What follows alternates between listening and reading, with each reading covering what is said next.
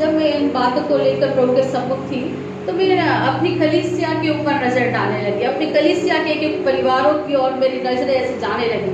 तो मैं देख रही थी कि हमारी कलीसिया में पिछले दिनों में हर एक व्यक्ति डिस्टर्ब था, प्रभु के साथ था, वचन में था, बढ़ रहा था, सब कुछ था, उसके बावजूद भी शैतान के कई अटैक्स मेरे कलीसिया के, मेरे परिवारों के लोगों के ऊपर थे।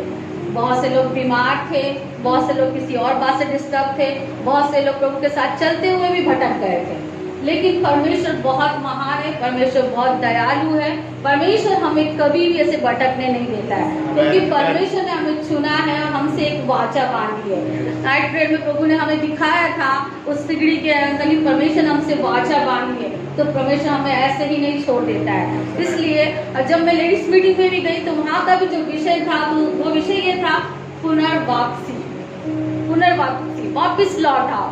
मैं प्रभु का वहाँ पे भी धन्यवाद दिया कि प्रभु हमसे हर जगह बातें करता है। जब परमेश्वर हमसे बात करता है तो हम कहीं भी चल रहते हैं, किसी भी विषय से कहीं से भी बात करने लग जाता है परमेश्वर। चाहे हम टीवी देख रहे हैं, चाहे हम कोई स्टोरी पढ़ रहे हैं, चाहे हम मोबाइल चला रहे हैं, तब भी परमेश्वर हमसे उन वर्डों से कहीं ना कहीं से हमसे बात करने लगता है और वो हमारे अंदर जाने लगता है। आज परमेश्वर हमसे यही कह रहा है कि हम वापस लौट आए, हम वापस लौट आए। वो समय चले गया, सितंबर में जो हम बीमार थे, हम परेशान थे, वो समय चले गया। ये जो अक्टूबर है परमेश्वर का समय है, परमेश्वर का समय है। परमेश्वर ने हमें ये अक्टूबर का समय दिया है। मैं प्रभु का धन्यवाद करती हूँ। हम एक वचन को निकालेंगे,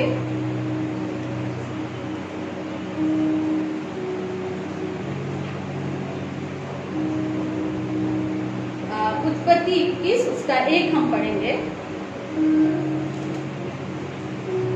यहोवा ने जैसा कहा था वैसा ही सारा की सुधि लेके उसके साथ अपने वाचा के अनुसार किया, अपने वचन के अनुसार किया। प्रभु का धन्यवाद।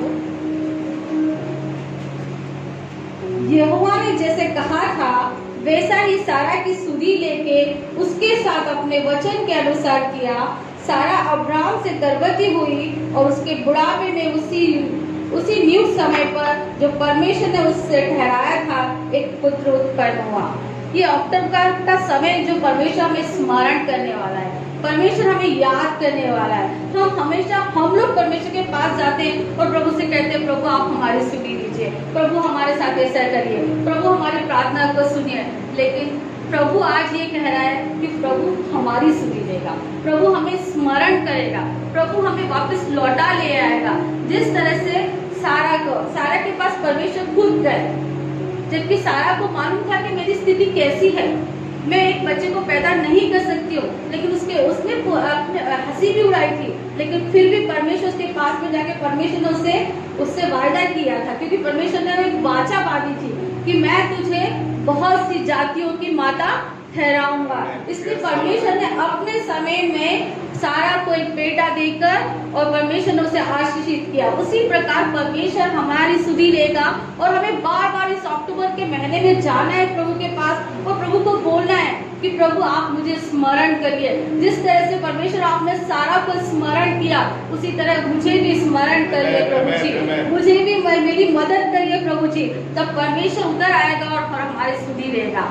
मैं प्रभु का धन्यवाद करती हूँ कि परमेश्वर हमारी सुधि लेने वाला परमेश्वर है, हमें कभी भी ऐसे अनाथ नहीं छोड़ देता है। मैं प्रभु का लाख लाख धन्यवाद करती हूँ सुंदर वचन के लिए। एक और वचन हम देखेंगे, निर्गमन 2।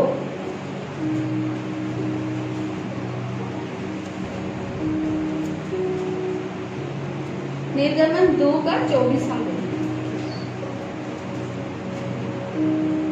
परमेश्वर ने उनका कहना सुनकर अपनी वाचा को जो उसने अब्राहम, इसाक और याकूब के साथ बांधी थी स्मरण किया और परमेश्वर ने इस्राएलियों पर दृष्टि करके उन पर चित्त लगाया। जब उन लोगों ने परमेश्वर को पुकारा और परमेश्वर की दृष्टि उन पर पड़ी और उस पर चित्त लगाया, इसी प्रकार परमेश्वर भी हम पर चित्त लगाता है।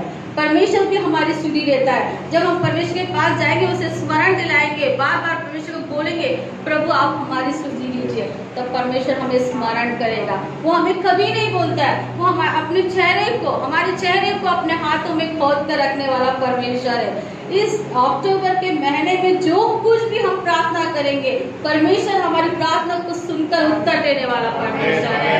अभी तक जो कुछ हमने किया, अभी तक जो कुछ हम असफल रहे किसी बातों में, लेकिन इस अक्टूबर के महीने में परमेश्वर वो सारी चीजों को करने जा रहा है। हो सकता है हम अपने परिवार के लिए प्रार्थना कर रहे होंगे कि परमेश्वर हमारे परिवार में लोग उद्धार पाए, परमेश्वर हमारे लोग वापस लौट आए। हो सकता है हम हमारी जॉब के लिए कर रहे होंगे, हो सकता है हम हमारी बीमारी को लेकर कर रहे होंगे, हो सकता है हम अपनी कलीसिया की बढ़ोतरी के लिए कर रहे होंगे। लेकिन परमेश्वर सारी प्रार्थनाओं को सुनकर उत्तर देगा। अक्टूबर में सारी बातों के उत्तरों को देने जा रहा है। प्रभु का धन्यवाद करके ये महीना परमेश्वर हमारी सुधि लेने वाला है। इस महीने में परमेश्वर हम पर अनुग्रह करने वाला है। इस महीने में परमेश्वर की दृष्टि हम पर है, इसलिए मैं प्रभु का धन्यवाद धन्यवाद धन्यवाद करती हूँ।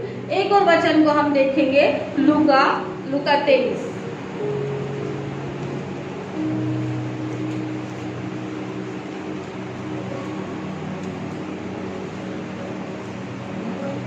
लूका 23 इसका 42 पढ़ेंगे।